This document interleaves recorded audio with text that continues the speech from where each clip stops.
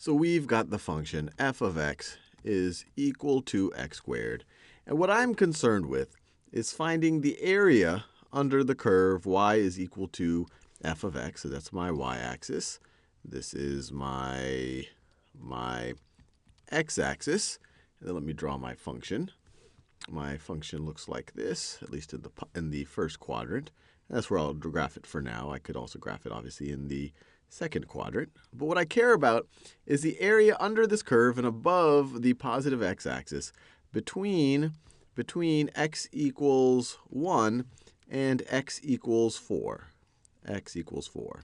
And I'm tired of approximating areas. I want to find the exact area under this curve above the x-axis.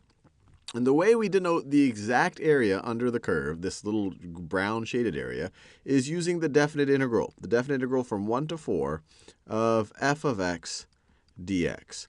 And the way I conceptualize where this notation comes from is we imagine an infinite number of infinitely thin rectangles that we sum up to find this area. And let me draw one of those infinitely thin rectangles, maybe not so infinitely thin.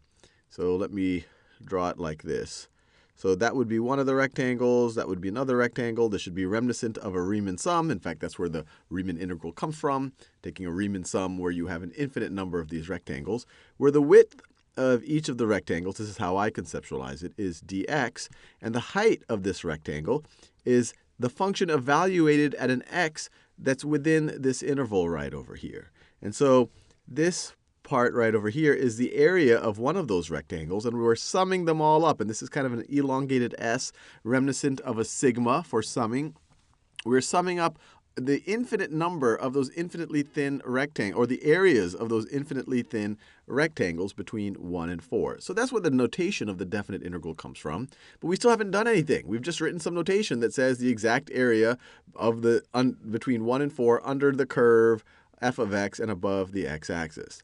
In order to actually do anything really productive with this, we have to turn to the second fundamental theorem of calculus, sometimes called part 2 of the fundamental theorem of calculus, which tells us that if f has an antiderivative, so if we have the antiderivative of f, so f of x is derivative of some function capital f of x, or another way of saying it is capital F of x is the antiderivative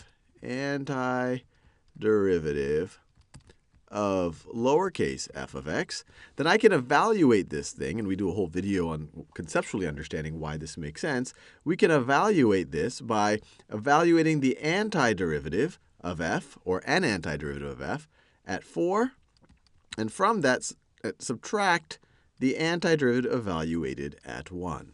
So let's do it for this particular case right over here.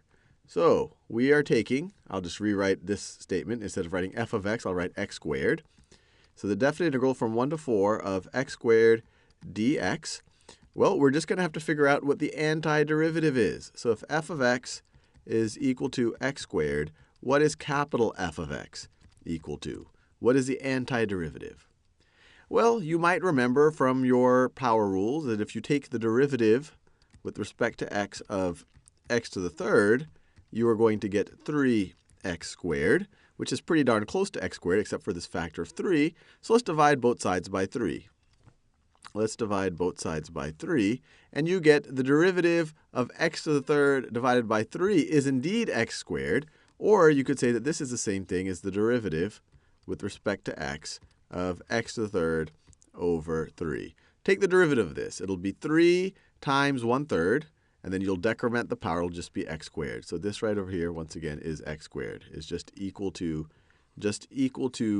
x squared. So in this case, our capital F of x, our antiderivative, is x to the third over 3. And so we just have to evaluate that at 4 and at 1.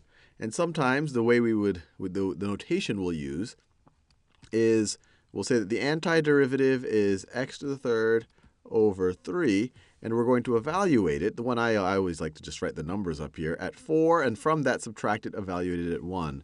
Sometimes you'll see people write a little line here too, where they'll say we're going to evaluate it at 4 and then at 1. But I'll just do it without the line.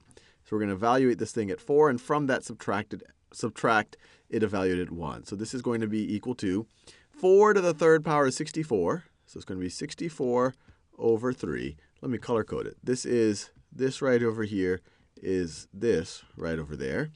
And then from that, we're going to subtract this business evaluated at 1. Well, when you evaluate it at 1, you get 1 to the third is 1 over 3. You get 1/3.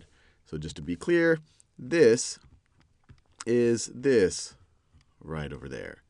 And then we are ready to just subtract these fractions. 64 over 3 minus 1/3 is equal to 63 over 3.